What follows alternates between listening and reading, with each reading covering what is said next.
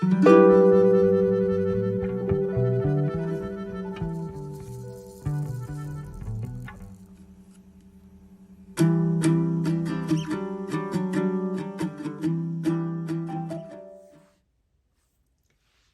my beautiful people. How are you going? Welcome to another video where I do my paycheck budget for the week. For all of you who are my new subscribers to my channel, welcome.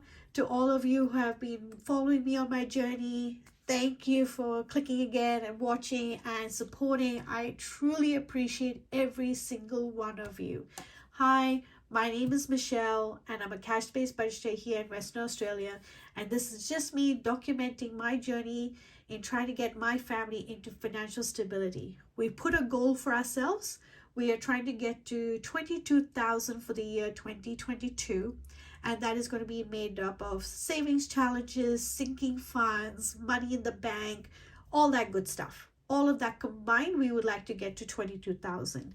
We're doing pretty well so far. So if you caught my last video, we got to $7,401 in my end of month review as to where we're sitting, which is great.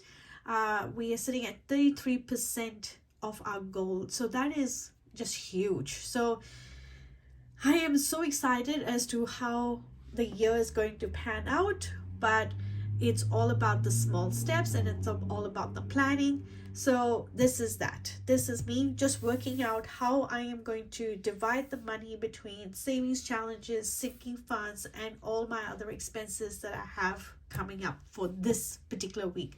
I get paid bi-weekly and my husband gets paid weekly. So every alternative week we have a big pay, which is both our incomes combined, and then the other week it'll just be my husband's income.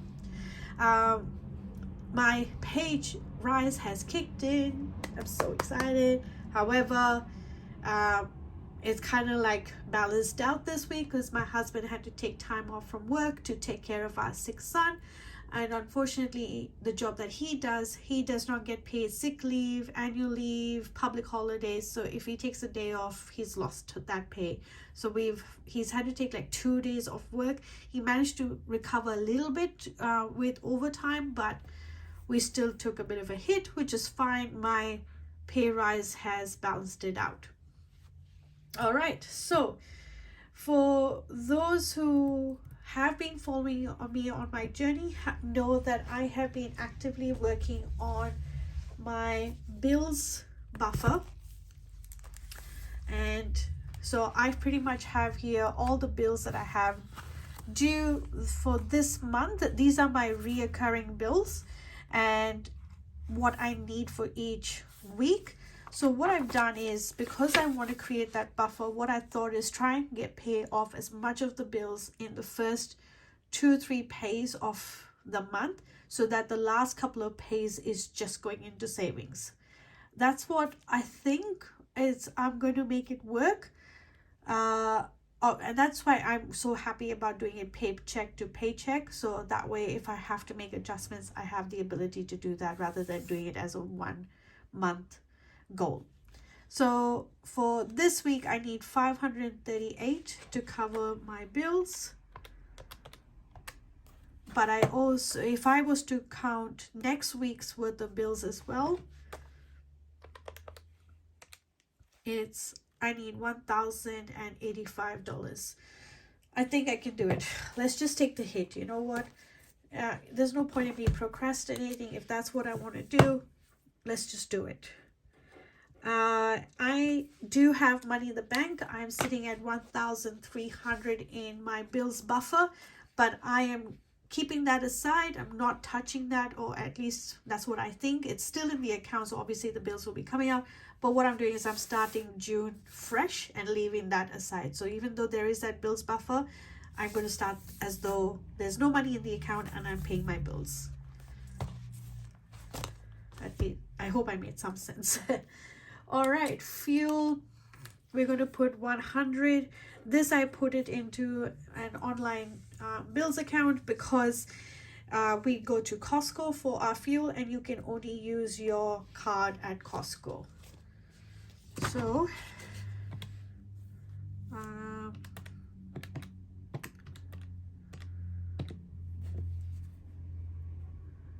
that's already a biggish hit,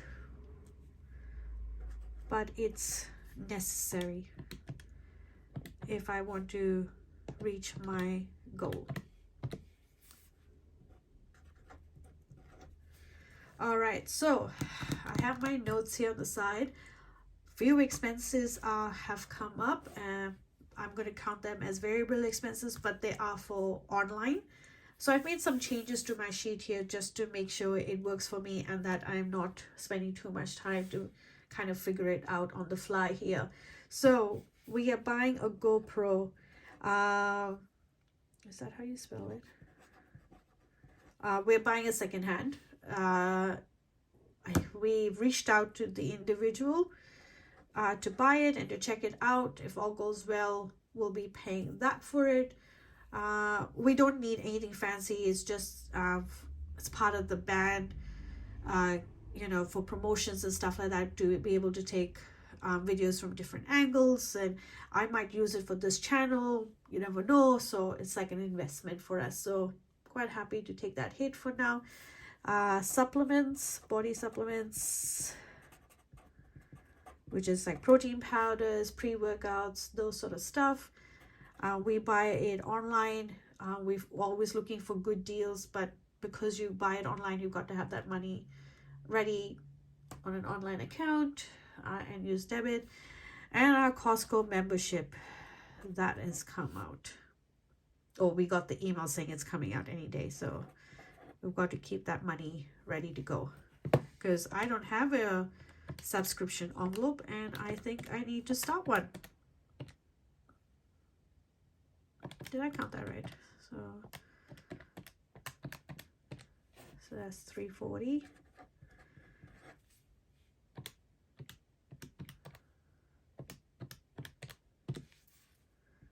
$970 left.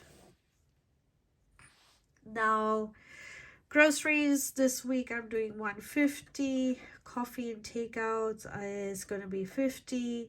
Spending, this is kind of like miscellaneous spending, that's $50. Splash cash is $50. That's for me, and splash cash for my husband is $50.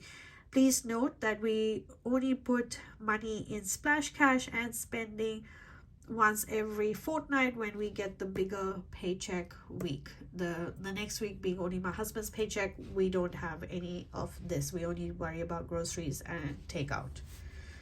All right.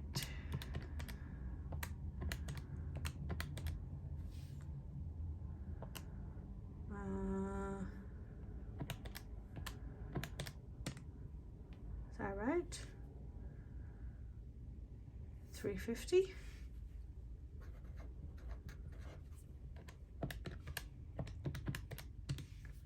So 620. All right, moving on. I think for now I should remove my debt repayment, because we had zip pay, we paid it off. No more zip pay.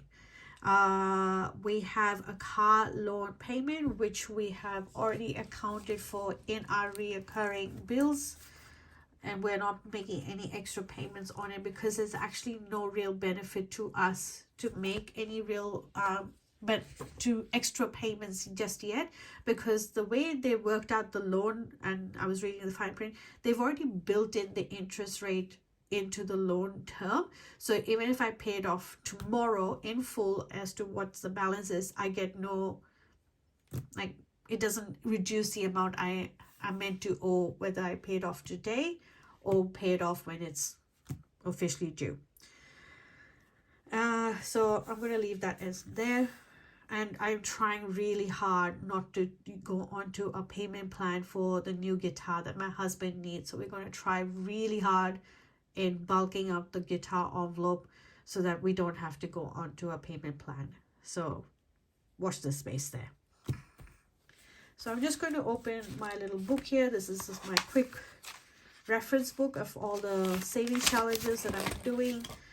This one, I don't understand why I put 2 extra boxes here. I only wanted to get to 1,000, but if you count all this, it's 1,200, which no, I'm stopping this at 1,000. That was the plan, to get to my first 1,000. So that will be the last one I make for that. Yay! The autumn savings challenge is done.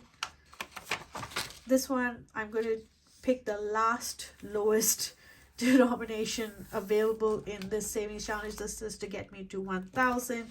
It's a slow burn one, but I finished all the small numbers, so I really got to start working on doing the bigger numbers. But this will help from next time round when I don't have to fill that $100 into the major aggressive saving one.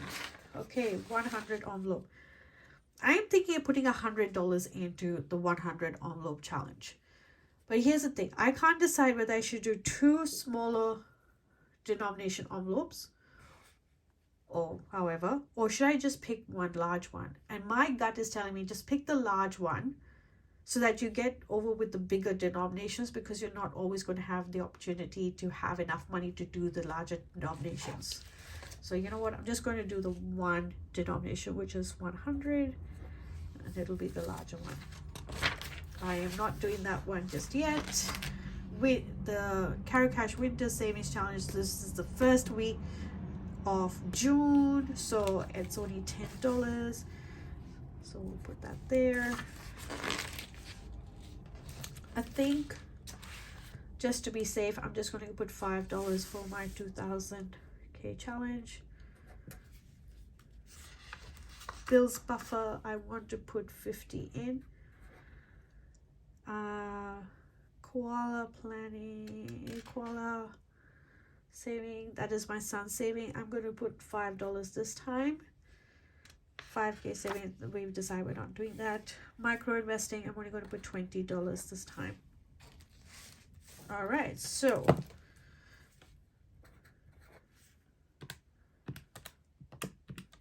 I've only chosen the smaller amounts this time around because like I said, the income is not as high as I was expecting originally, but that's fine. I'm already working with a really good amount, I should say. I should go with this one here. 620 minus 310.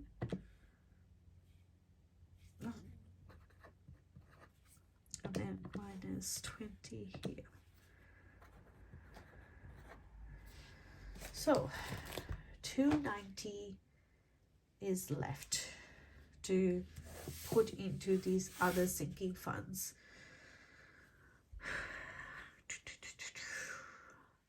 This is going to be a challenge and a half.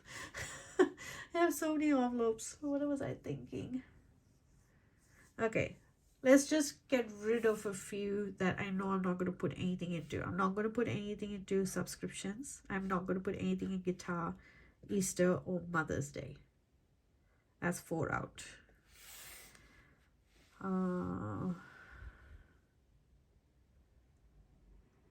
How about... I'm not going to put anything in swimming.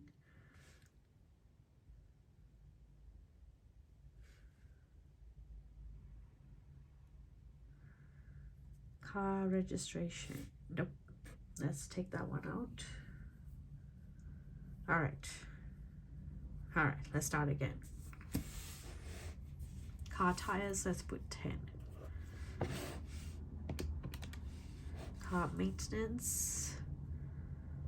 Let's put 10.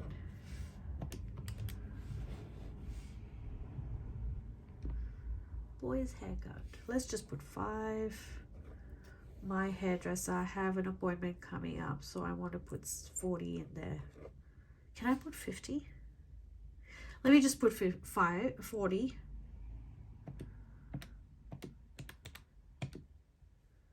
Beauty. I'm going to put 5. Mr. T Fund 5. Dining 5.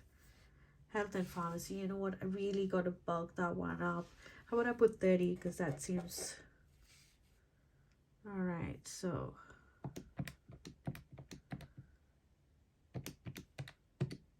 $180 left. Okay, activities. I think just put a 5. Yeah, let's just put 5. Gifts 5. Clothes 5. Costco 5, Fit Life. Should I put money in it? Yeah, you know what? Why not? Music 5, bodybuilding 5. A lot of these will get 5 unless I have money left over. Arts and hobbies 5. Home 5. Mr. T surgery.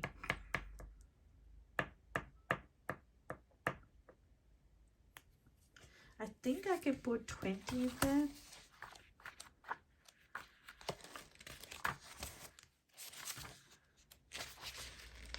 Yeah, I can do a 20 because that's how the smallest denomination. So let's put 20 in there.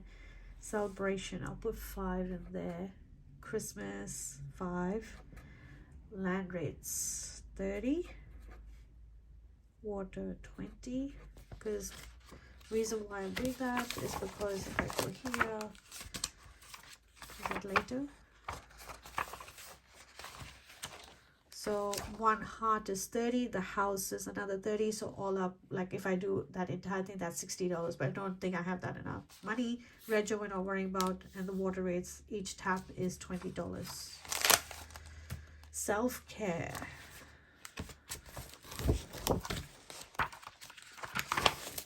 Self-care is, minimum I can put is $10, so why not? Vacation, what is the minimum I can put in vacation? I'm literally just trying to do the minimum because I think that will work best. I can put 20 as vacation. Black Friday, I can put a 5 as minimum. Boxing Day, I'm sure I can put 5. Yeah, that's 5. Father's Day.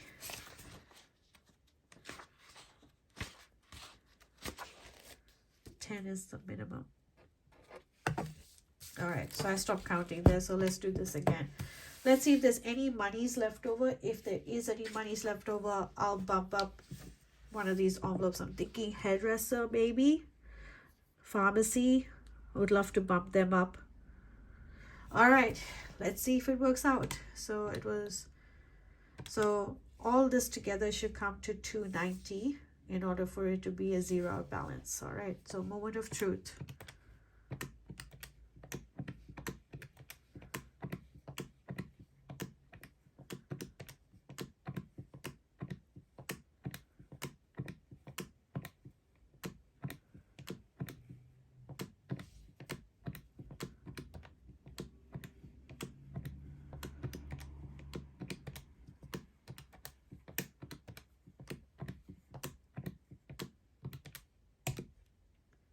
$285.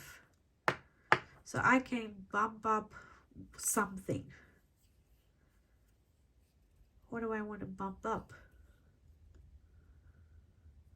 I am tempted to put that 5 in my Mr. T's fund because he has a grooming session coming up as well. But his grooming session is after my hairdresser. So, where should I put that extra 5, everyone? I am thinking I'm going to put it for my fur baby. Plus 5, it's $290. And I've got my zero-based budget. All right, everyone, that's it. I've worked out my paycheck budget. So the next video will be the cash stuffing because the pay would have gone in by tonight and I get to pull it out and then I have the fund. So a lot of minimum payments going in, which is fine. Every dollar counts, and we have seen how just putting small amounts to savings challenges does add up, and I am a big fan of it. So even if you can just put $5 towards the savings challenge, that's big money in the end. Anyway, everyone, I'm going to sign off over here. See you for my next video, and until then, be kind to yourself, kind to others, and look after yourselves, everyone. Bye.